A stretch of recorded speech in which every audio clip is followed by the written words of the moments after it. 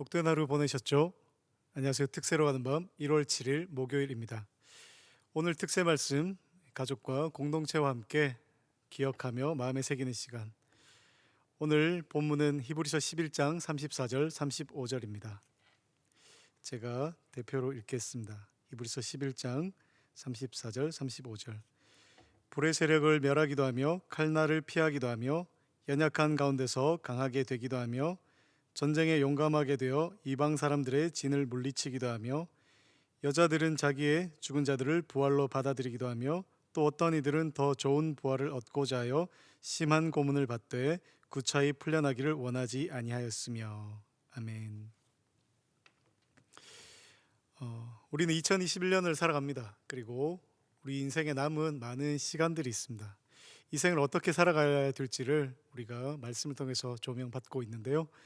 성경은 우리에게 믿음의 선진들의 모습을 보여주고 있고 우리는 그 발자취를 따라가야 될 것입니다.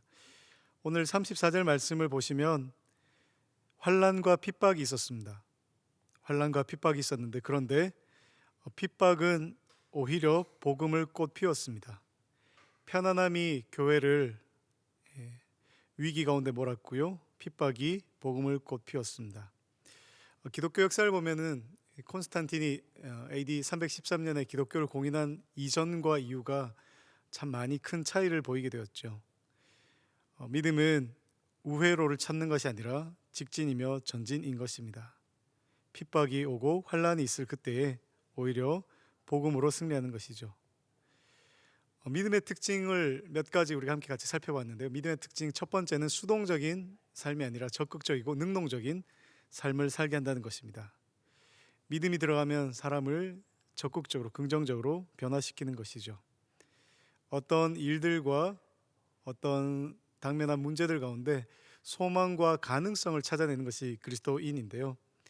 그것은 관점이 달라지기 때문이고 시각이 달라지고 그래서 시선이 바뀌어지게 되는 것이고 그래서 시시때때로 하나님을 바라보면서 시력을 교정하는 것, 그것이 믿음의 모습인 것이죠. 우리가 지난 주일 1월 3일 주일에 담임 목사님을 통하여서 창세기 45장 요셉을 함께 같이 살펴봤는데요. 요셉의 관점도 특별했습니다. 그의 관점이 어땠습니까? 그는 사람이나 사건을 바라보는 관점이 아니라 하나님을 바라보는 관점이었습니다.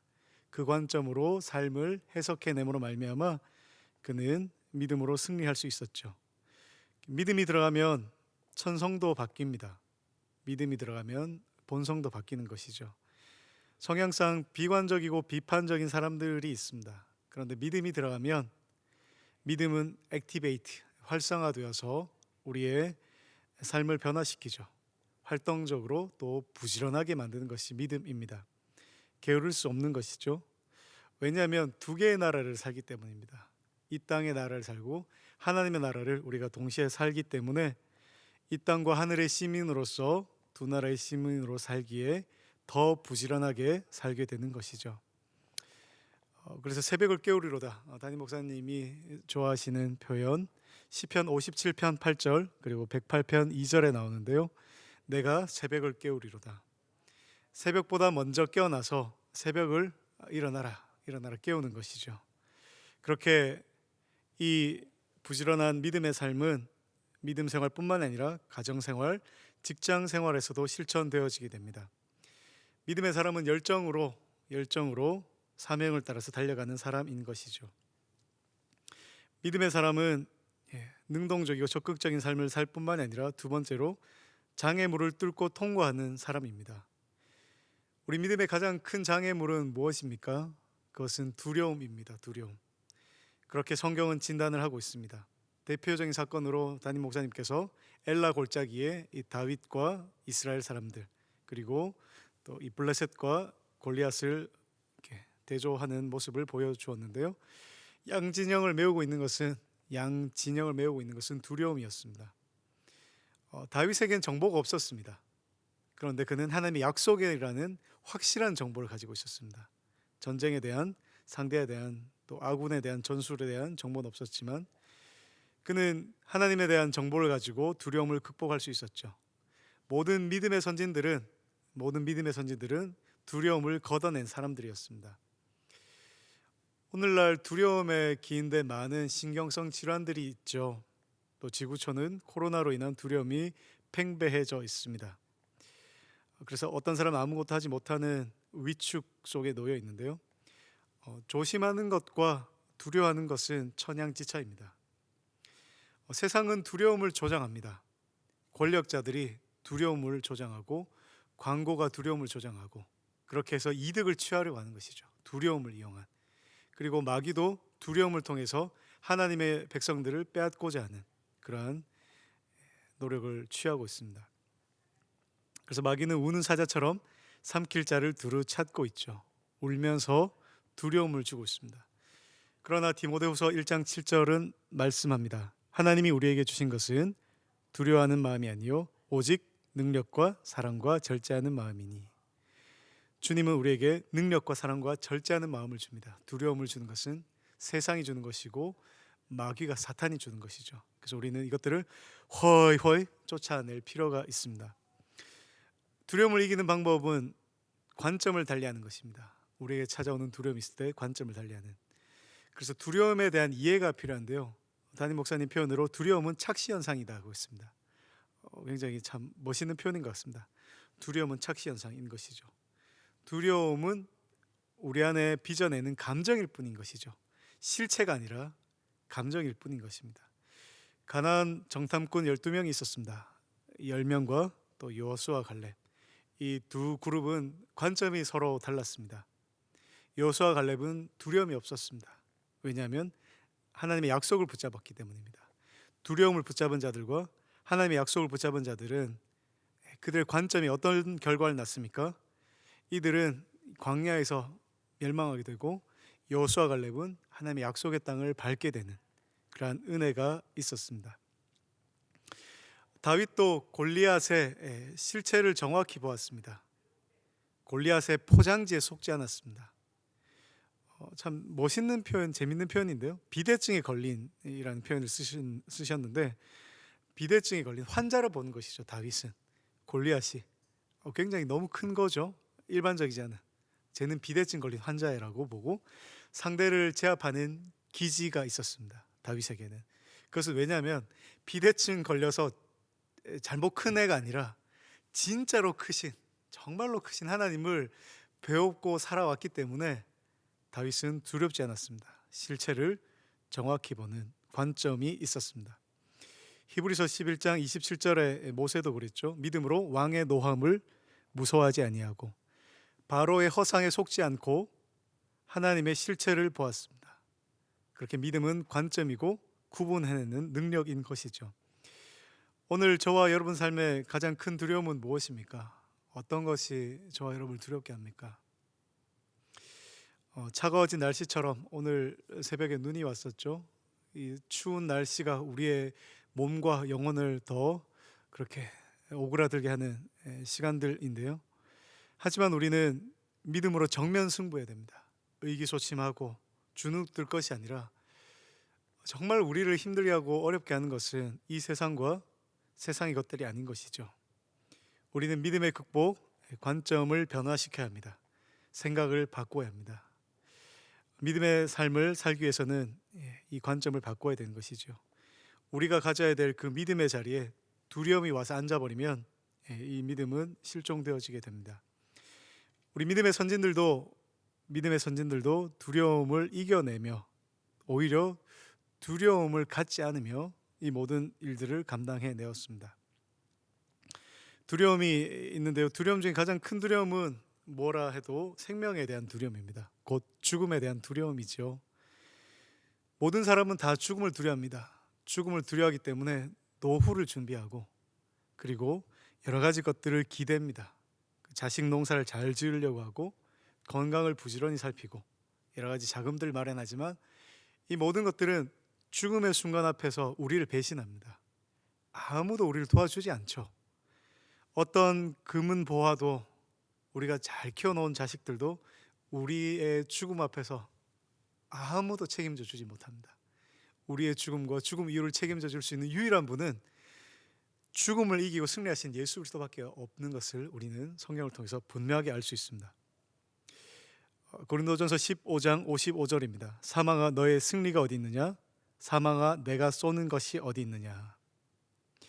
죽음 앞에 두려워하지 않는 유일한 사람 그리스도인. 이 부활의 신앙을 가지고 있기에 죽어도 사는 것이고, 사도 바울의 표현처럼 우리 그리스도인은, 신자는 사는 동안 주님과 함께하기에 복됩니다. 그런데 죽어도 아버지의 집에 가는 것이기 때문에 더 복된 것이죠. 우리는 예수님을 믿어서 좋고 죽어서 예수님과 함께해서 좋고, 그렇게 부활의 신앙은 우리에게 담대함을 주고 생명력을 줍니다. 저와 여러분, 기회를 삼아서 나의 죽음에 대해서 깊이 생각할 수 있는 기회가 있었으면 좋겠습니다. 안전한 그때에 우리가 죽음에 절박하게 임박해서 그것을 묵상하고 하나님 앞에서 우리의 생각을 정리한 것이 아니라, 이것이 현실은 아니기 때문에 쉽지는 않은 것 같아요.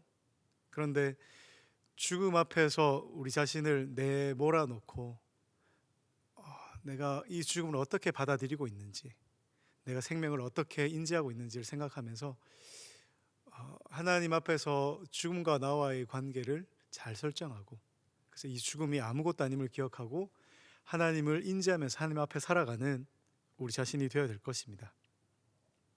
부활의 신앙은 곧 생명력인데요, 잡초와 화초를 비교해 주었습니다. 잡초는 차가운 겨울에도 누가 보든 안 보든 꿋꿋하게 생명력을 유지하고 있습니다. 화초는 그렇지 않죠. 화초는 온실을 벗어나면은 바로 죽음을 맞이하게 됩니다. 1세기의 그리스도인이 이러한 야성이 있었습니다. 죽음의 두려움을 이겨낸, 또 오늘 북한에 있는 지하에 있는 그리스도인들이 야성을 가지고 세상이 감동치 못할 믿음으로 살아가고 있습니다. 저와 여러분들도 코로나와 여러 가지 경제적인 위기, 우리 삶에 봉착해 있는 다양한 문제들 가운데서 이것을 어떻게 이겨내고 있는지를 잘 보면서 내가 죽음을 이겨낼 믿음이 있는지, 참된 생명, 예수 그리스도, 그와 접붙여진 그리스도와 연합되어 있는지를 잘 돌아보는 그러한 기회로 삼아야 될 것입니다. 우리 안에 들어온 생명이 죽음의 두려움을 밀어냅니다. 그래서 히브리서 11장 38절은 이런 사람은 세상이 감당하지 못하느니라 말씀하고 있지요. 믿음은 뚫고 전진해 갑니다. 기꺼이 죽는 것이고, 그렇게 믿음은 승리를 가져다 줍니다. 우리는 늘 예배 때마다 고백하지요. 몸이 다시 사는 것과 영원히 사는 것을 믿사옵나이다. 사도들의 믿음을 따라서 우리는 이 고백을 하고 있습니다. 그리스도인은, 또 그리스도인에게 죽음은 세상이 말하는, 또 세상 사람들이 겪는 죽음과는 전혀 다른 죽음이죠. 세상 사람의 죽음은 형벌로서의 죽음인 것이고, 그리스도인의 죽음은 영화로운 아버지 집에 가는, 이 땅에서의 사명을 다하는 그러한 졸업식, 또 새로운, 또 하나님의 나라에, 이 땅에서도 하나님의 나라고요, 저것도 하나님의 나라인데 하나님의 나라에 가는 그러한 입학식이 되는 것이겠죠. 우리는 이렇게 부활 신앙으로 천국을 열어가는 부활 신앙으로 살아가야 합니다.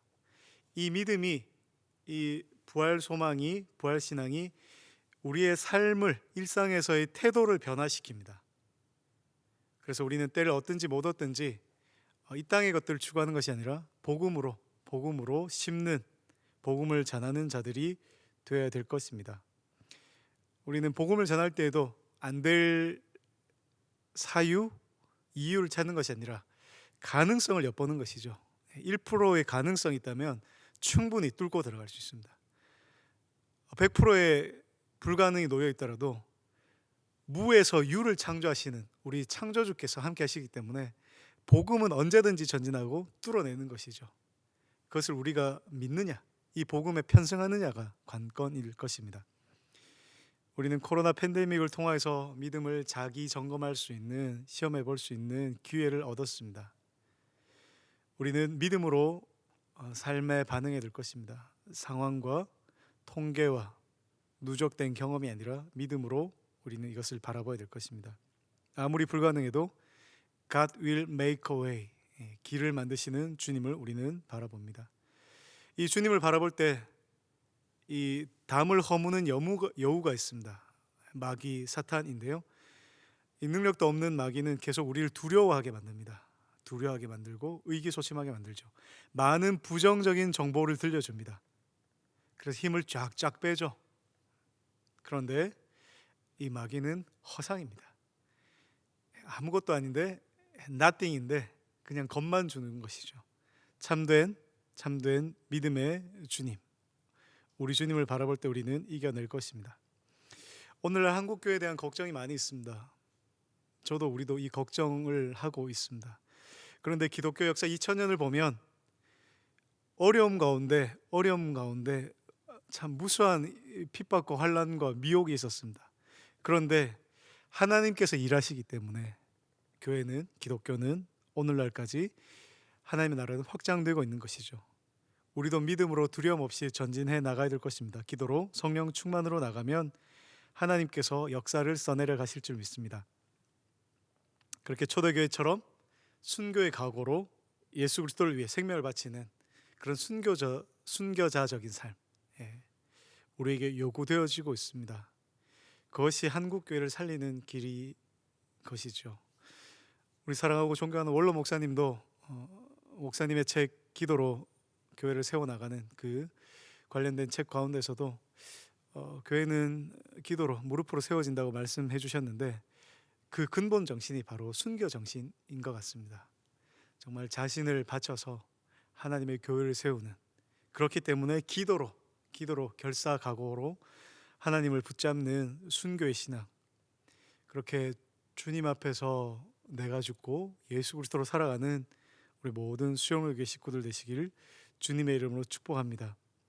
우리 세상이 아니라 하나님 한 분만 두려워하는, 하나님의 말씀처럼 그 권면처럼 우리를 죽이는 세상이 아니라 우리를 죽음과 또 죽음 이후의 모든 것들을 책임지시는 그 하나님을 두려워하는 저와 여러분들이 되어야 될 것입니다.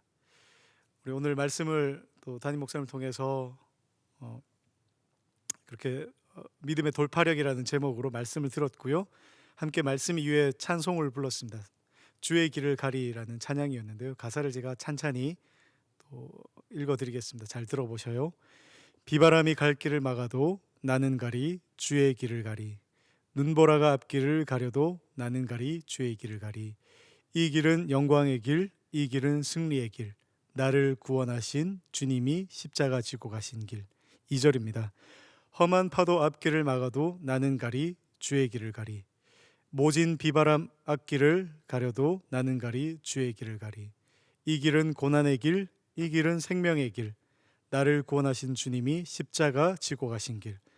나는 가리라 주의 길을 가리라, 주님 발자취 따라 나는 가리라, 나는 가리라 주의 길을 가리라, 주님 발자취 따라 나는 가리라. 아멘.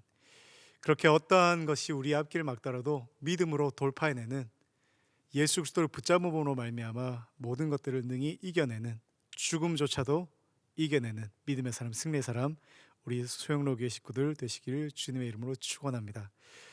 내일의 말씀은 우리 함께 같이 볼까요? 내일의 말씀은 믿음의 온도라는 제목이고요. 그리고 마태복음 15장 27절로 28절 말씀인데요. 제가 한번 읽어드리겠습니다. 찬찬히 들어보셔요. 여자가 이르되 주여 올사이다마는 개들도 제 주인의 상에서 떨어지는 부스러기를 먹나이다 하니, 이에 예수께서 대답하여 이르시되 여자여 내 믿음이 크도다, 내 소원대로 되리라 하시니 그때로부터 그의 딸이 나으니라. 아멘. 네, 내일 믿음의 온도라는 말씀으로 함께 해주실 텐데요. 우리 기도하면서 기대하면 좋겠습니다.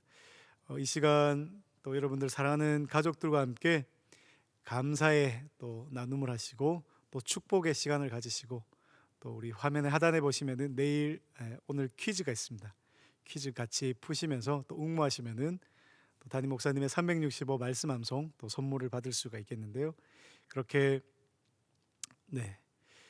가족끼리 함께 하시며 또 개인이 기도하시면서 복되고 평안한 밤 보내시고 내일 특세에서 뵙도록 하겠습니다. 제가 마지막으로 여러분들 위해서 기도하겠습니다. 하나님, 감사를 드립니다.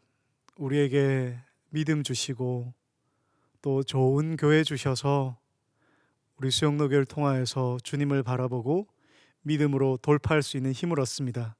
하나님, 오늘도 말씀 앞에 서오니 아침부터 저녁까지, 새벽부터 이 9시까지 하나님의 말씀으로 온전히 우리의 생각과 마음을, 그래서 우리의 삶을 가득 채워나가기를 힘썼고, 또 이 밤도 또 내일 새벽도 그렇게 주님 앞에서 결단하며 나가길 원하오니, 하나님, 우리를 긍휼히 여겨주시고 불쌍히 여겨주셔서 우리 눈앞에 있는 것에 좌초되고 넘어지는 것이 아니라 영혼을 바라보게 하여 주시고, 천국 소망을 이 땅에서 살며 영혼을 누리게 하여 주시고, 눈앞에 있는 것에 아파하며 슬퍼하는 것이 아니라 내 영혼을 보며 또 주님을 찾지 않는 영혼들을 보며 아파하고 슬퍼하는 우리들 되도록 하나님 은혜와 자비를 베풀어 주시옵소서.